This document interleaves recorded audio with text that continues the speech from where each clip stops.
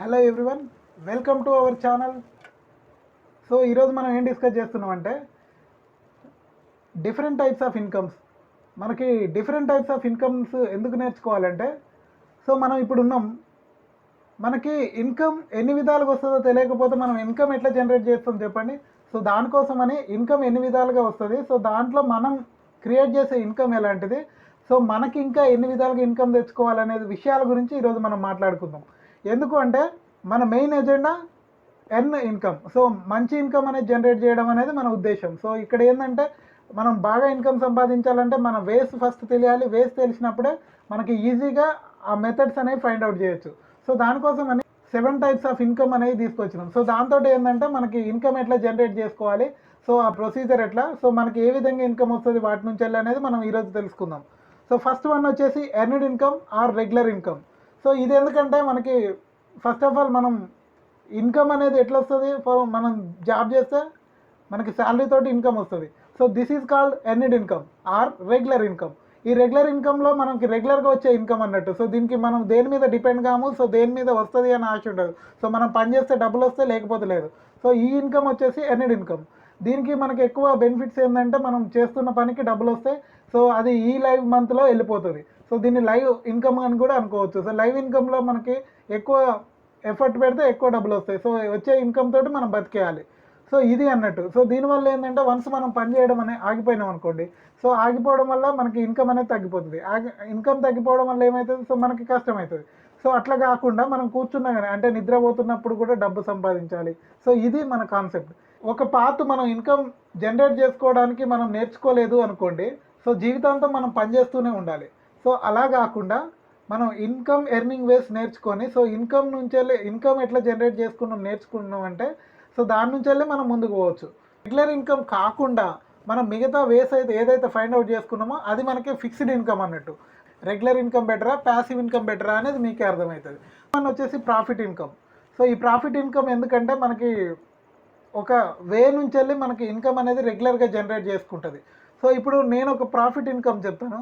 అదేంటంటే నేను ఆల్రెడీ ఒక సెంటర్లో ఒక హౌస్ అనేది తీసుకున్నాను. సో హౌస్ తీసుకొని దాంట్లో షటర్స్ అనేవి బిల్డ్ చేసి, సో షటర్స్ అనేవి రెంట్కి ఇస్తున్నాను. దానికి రెగ్యులర్గా మనకి ప్రాఫిట్ అనేది వస్తుంటుంది. సో దానిలో ఏదైనా షాప్ లాంటిది పెట్టినా అనుకోండి, సో నా పర్మిషన్ ఏం లేకుండా, సో నేనేం ప్రజెంట్ కాకున్నా కానీ, సో ఒక మనిషిని బట్టి మేనేజ్ చేయడం అనేది బిజినెస్ ప్రాఫిట్ ఇన్కమ్ అంటారు. సో దీనివల్ల ఏంటంటే, సో మన బిజినెస్ మేనేజ్ చేసుకుంటాం తప్ప మనమైతే ప్రజెంట్గా లైవ్లో ఉండాల్సిన అవసరం ఉండదు first of all. So next monthly income అనేది జనరేట్ అవుతుంది. సో దీని నుంచి ఆ బెనిఫిట్ ఉంటుంది. సో మనం ఉన్నా లేకున్నా మనకి బిజినెస్ అనేది రన్ అవుతుంటుంది. సో దీనివల్ల ఏంటంటే మనం ఇన్ కేసు ఒకవేళ ఒక స్టేజ్లో మనం ఆగిపోయినా కానీ, సో మనకి ఇన్కమ్ వచ్చే విధంగా మనం చూసుకోవాలన్నట్టు. సో ఇది ప్రాఫిట్ ఇన్కమ్ కింద వస్తుంది. నెక్స్ట్ వచ్చేసి ఇంట్రెస్ట్ ఇన్కమ్. సో నా దగ్గర ఒక కొంత అమౌంట్ ఉంది బల్క్లో, దానికి ఒక 50 lakhs అమౌంట్ ఉన్నది అనుకుందాం. సో దాన్ని ఫిక్స్డ్ డిపాజిట్ చేయడంలో కానీ, గవర్నమెంట్ ఈక్విటీస్లో ఇన్వెస్ట్ చేయడం కానీ, లేదు అంటే ఎవరికైనా ఇంట్రెస్ట్ చేయడం కానీ, లేదు అంటే షేర్ మార్కెట్లో ఇన్వెస్ట్ చేయడం అనేది ఒక టైప్ ఆఫ్ ఇన్కమ్ అనేది జనరేట్ చేస్తుంది. సో దీన్ని ఇంట్రెస్ట్ ఇన్కమ్ అంటారు. ఈ ఇంట్రెస్ట్ ఇన్కమ్లో డిఫరెంట్ బ్యాంక్స్ డిఫరెంట్ ఇంట్రెస్ట్ అనేది ఇవ్వచ్చు. సపోజ్ ఎస్బీఐ బ్యాంక్ తీసుకుంటే 3% ఇంట్రెస్ట్ ఇవ్వచ్చు. సో నెక్స్ట్ ప్రైవేట్ బ్యాంకులు చూసుకుంటే 6 నుంచి 7% ఇస్తారు. సో ఈ విధంగా చూసుకున్నట్టయితే మనకి ఇంట్రెస్ట్ అనేది ప్రొడ్యూస్ అవుతుంటుంది ఆ ఇన్కమ్స్ నుంచి వెళ్ళి. సో నెక్స్ట్ ఏంటంటే గవర్నమెంట్ ఈక్విటీస్లో మనం షేర్ మార్కెట్లో ఇన్వెస్ట్ చేయడం వల్ల ఏమవుతుందంటే, సో ఇయర్ ఆన్ ఇయర్ అది గ్రోత్ అవుతుంటుంది. సో సపోజ్ మనం ఎగ్జాంపుల్ చూసుకున్నట్టయితే హెచ్డిఎఫ్సి బ్యాంక్ షేర్ చూసుకుందాం. అది స్టార్టింగ్ అప్పుడు ఎంత ఉన్నది, 100తో స్టార్ట్ అయింది, ఇప్పుడు ఆల్మోస్ట్ 1800కి చేరుకున్నది. సో ఈ విధంగా మనకి ఇన్కమ్ అనేది గ్రో అయితేనే ఉంటుంది. మనతో పాటు ఇన్కమ్ కూడా గ్రో అయ్యే మార్గం అనేది ఇది ఫిక్స్డ్ ఇన్కమ్ అన్నట్టు. దీన్ని ఇంట్రెస్ట్ ఇన్కమ్ అంటారు. సో ఇంట్రెస్ట్ ఇన్కమ్లో మనకి ఆటోమేటిక్గా గ్రోత్ అనేది ఉంటుంది. సో మన డబ్బులకి ఆల్రెడీ మళ్ళీ డబ్బులు జనరేట్ చేస్తుంటుంది. సో ఇది ఇంట్రెస్ట్ ఇన్కమ్. నెక్స్ట్ వచ్చేసి రెంటల్ ఇన్కమ్. రెంటల్ ఇన్కమ్ అంటే ఏంటంటే, సో నా దగ్గర ఒక ప్రాపర్టీ ఉన్నది. సో ఆ ప్రాపర్టీ నేను రెంట్కి ఇచ్చుంటా.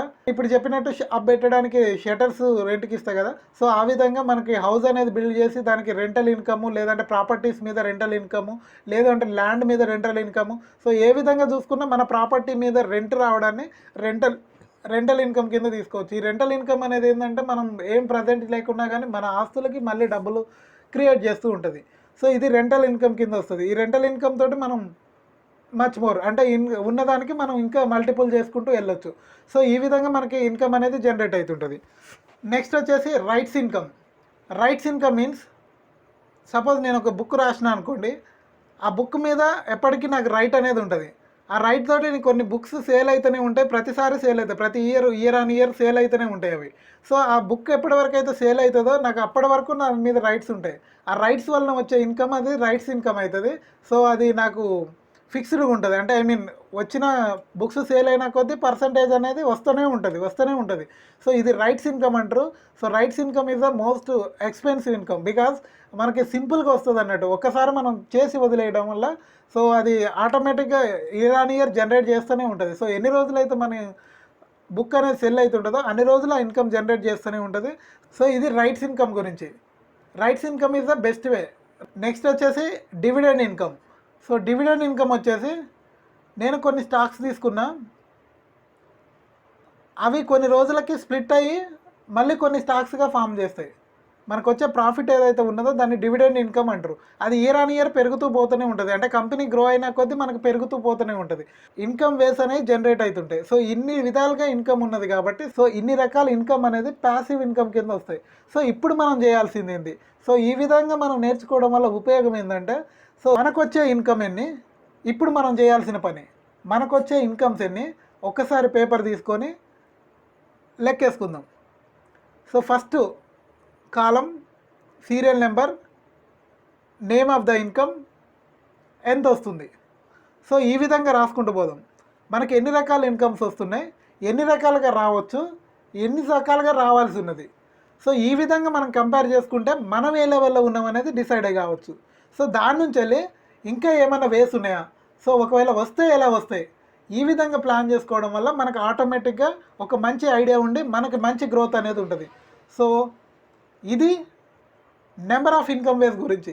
సో నెక్స్ట్ టాపిక్ వచ్చేసి మనం వచ్చే ఇన్కమ్ని మల్టిపుల్ వేస్గా మనం ఎట్లా ముందుకు తీసుకెళ్ళాలి, మనకు వచ్చే ఇన్కమ్ని మల్టిపుల్గా ఎట్లా చేసుకోవాలి, మల్టిపుల్ టైమ్స్ ఎట్లా ఇంప్రూవ్ చేసుకోవాలనేది మనం మాట్లాడుకుందాం నెక్స్ట్ వీడియోలో. So this is our video. If you like our content, please like and subscribe to our channel. Thank you.